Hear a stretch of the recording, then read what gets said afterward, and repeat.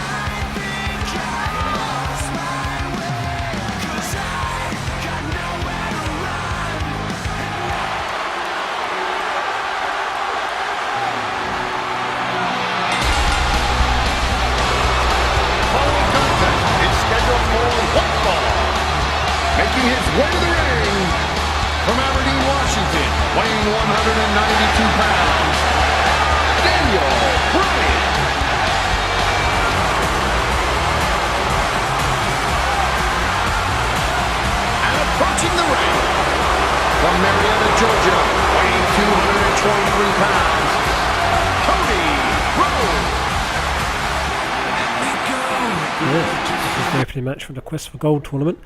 Daniel Bryan versus Cody Rhodes, 5 points on the line. And before that, Beer Money had a bit of a backstage interview, and they were telling Kofi Kingston and R-Truth, watch out, Beer Money calling for last orders, we're going to take your titles from you. But I think they need to pick up a few more wins before they can start talking about a tag team #1 contender spot. We'll have to wait and see what happens. Like I said, I do want to build up another tag team so we can have multiple tag teams in strong positions for those titles. Try and build up the tag team division just a little bit, but I think Beer Money is a good way to go about it, and I'm still deciding on what the other tag team should be. But anyway, on to this match. Daniel Bryan versus Cody Rhodes. Yep, it's the Quest for Gold Championship opener, and there are some cool matches coming up later on in the series regarding this tournament, man. I've written and planned it all out. Damien Sandow is going to be quite a good man in this tournament. Then you got Christian, former champion himself, is in there as well. Wade Barrett, yet again another former champion. Quite a lot of these guys are former champions. I do apologise about my voice, it keeps going. Bloody recovering from man flu, but I don't want to slow my YouTube schedule down by waiting for it to recover fully. It's okay, I can just about talk. As you can see, Daniel Bryan working on Cody Rhodes in the corner, looking for his first 5 points. Now, whether I've got time to wrap this tournament up and decide who the #1 contender is for the next pay-per-view or not is a different story. I don't think I can fit all the matches in by the time Capital Punishment rolls up, so there might not be an Intercontinental Championship match at Capital Punishment. It's not the end of the world if it doesn't. I have to sort something else out, but like in PSN notifications coming up in the middle of the video, that annoys me. I need to turn it on notifications off. So yeah, there might not be a championship match for the Intercontinental title at Capital Punishment, but like I say, I don't think that's the end of the world. In real life, it's not defended on every pay-per-view, so I think we can get by skipping one, and we might give The Miz something to do in the meantime as well, because obviously he doesn't have a #1 contender for his championship, so we might have to line something else up there. We'll have to wait and see what happens, man. But yeah, I think it's quite a good idea to make points and matches and titles actually mean something. I did get the idea from TNA in their Bound for Glory series, so it's a bit of a rip-off. But like I say, we're not copying it completely. We're not doing the 10 points for submissions and minus points for disqualification. There's not as many people in it. I think we've only got 8 people in this tournament. I think TNA done like 16 people. We haven't got time or enough space on the roster to do a 16-man tournament. Would be cool, but no, I don't think so. Maybe we can do something like that later on with another championship. We'll have to wait and see. Yeah, Daniel Bryan's busted Cody Rhodes open as well. Going for his old wake up taunt. He's going to try and put the yes lock on him. There he goes, gets him down. It's a blatant rip-off of the crippler crossface, but the crippler crossface was a blatant rip-off of the label lock. So I don't suppose it really matters, really. There you go, Cody Rhodes tapping out. Daniel Bryan gets the first 5 points of the championship tournament. Good stuff, man. Let's see what's next.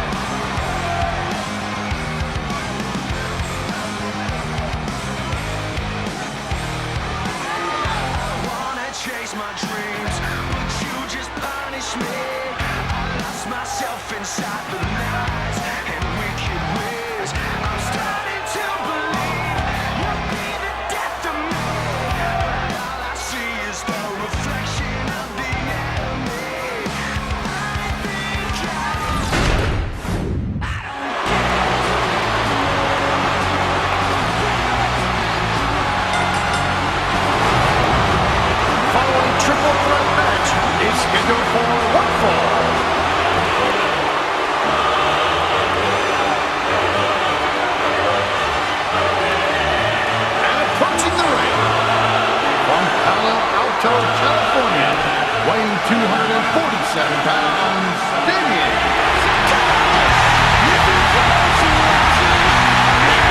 From Toronto, Ontario, Canada, weighing 227 pounds, Christian.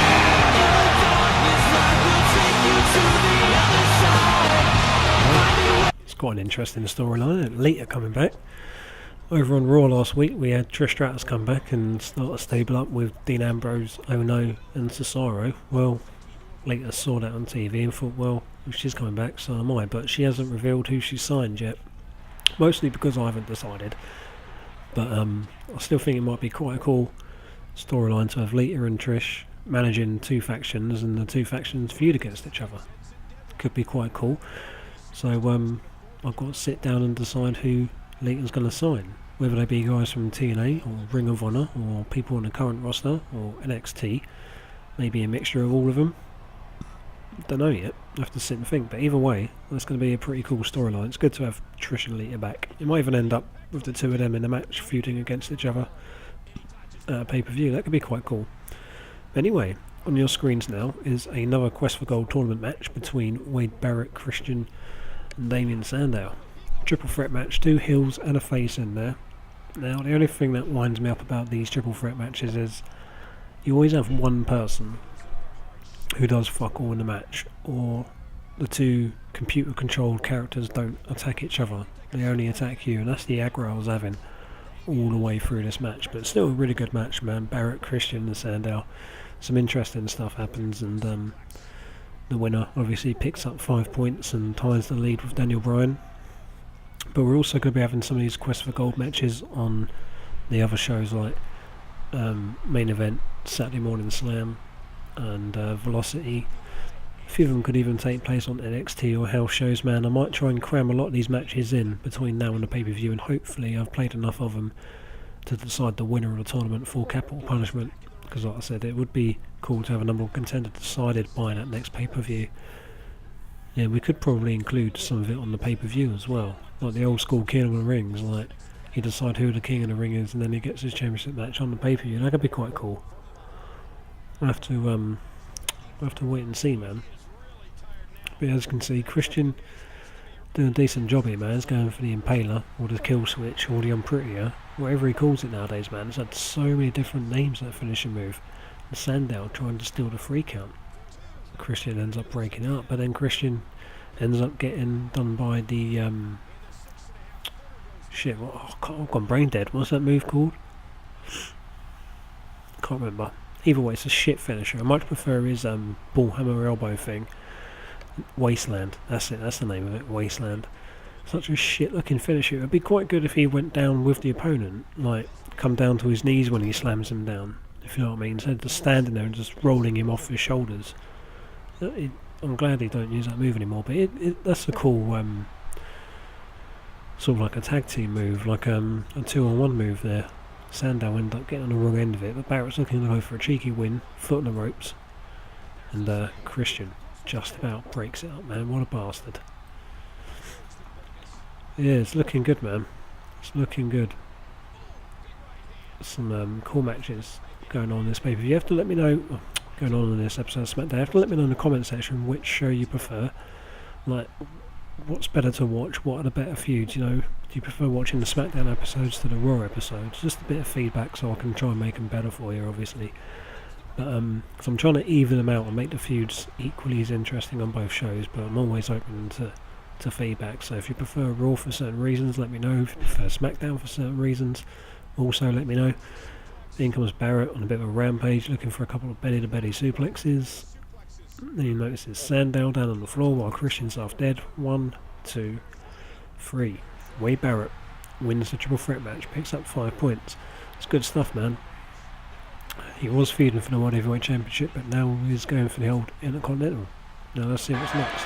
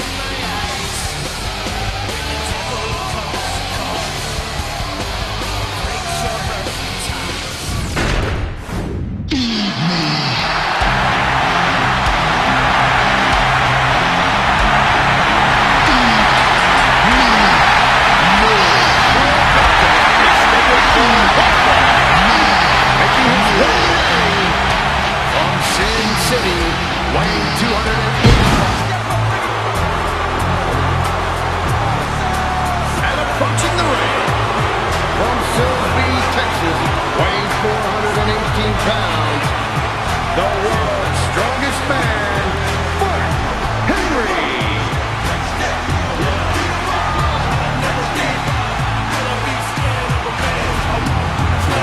This is the main event for the show. Mark Henry versus Ryback. Obviously Triple H needs to be watching, because he needs to pick who he wants to be for the number one contender for the World Heavyweight Championship. Sheamus don't seem too fussed either way. You know, he come down to the ring and said, right, which one of these numpties am I going to end up facing? Because apparently he is the fighting champion, as King said a fair few many times now. So, yeah, either way, Ryback versus Sheamus again, or Ryback, Sheamus versus Mark Henry. I think either feud could be quite cool. I think it's quite suitable for the World Heavyweight Championship, because they are big dudes and they are quite heavyweight, you know what I mean? So either way, it's going to be an interesting feud for the World Heavyweight Championship. And between now and Capital Punishment, we've got to try and iron out the creases and find out who we want to be as the number one contender. Would it be Mark Henry or would it be Ryback? I've not decided yet, but I think it will be pretty cool, man. So they need to impress to gain their number one contendership. Sheamus at ringside. Not saying, not really fussed who it is, but as you saw from the segment before the match, Chris Jericho's back. He was the wildcard entry for the Quest for Gold tournament. He's the wild card. He considers himself as the favourite and the eventual winner. He wants his 10th Intercontinental title, because he was fired from Raw after losing in the feud to CM Punk. You know, the championship was on the line in a ladder match, and then CM Punk said, well, if I'm putting my title on the line, you've got to put your career on the line. Only one of us can be on Raw. So obviously he was fired because he lost that match, and then signed a new deal to go on Smackdown. Quite a good move, man. Quite a good move. And putting him in the title pitch is a good idea, because obviously the World Heavyweight Championship is kind of tied up, and you know, it would be a shame to have him on the show but not feuding for a championship. You know, he's not feuding directly for the championship at the minute, but he's going to be in the running throughout the course of this number one contenders tournament. So it's another big name coming back, and there are going to be some more big names coming back in future episodes. But Jericho back on the roster, good news, because he's one of my favourite characters on the game to use as well. And as you can see, Ryback getting the old shit hugged out of him by a bear hug. Is he going to tap out? No, probably not, but the old breaking point bar is quite high. No, he's reversed into a DDT, good man. And he goes for a bit of a spine buster on Mark Henry. Built up his signature move, so he's backing off into the corner. He's looking for the old massive meat hook clothesline. There you go, boosh. Now what's he doing? He's going to pick up for the shell shock, I think. Yeah, here we go. Ryback looking for the shell shock. Mark Henry, I don't know, I wouldn't say getting dominated, man. He done alright. You know, he put Ryback through a table, he got a bear hug in there. But ultimately Ryback comes away with a win. You know, Ryback got the win, but it wasn't a dominant win.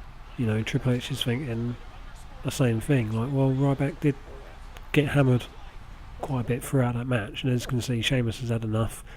Doesn't want either of them to start gloating or whatever. He wants to be the last man standing. Yeah, again. So there you go. That wraps up SmackDown. If you did enjoy the episode, hit that thumbs up button for us. If you've got any suggestions for potential feuds or championship matches or anything like that, feel free to put it in your comment section. Like I say, give us a bit of feedback on whether you prefer SmackDown to Raw or Raw to SmackDown. Just be interested to know that way, because then I can try and improve these videos even more. Thanks for watching, dudes. See you soon.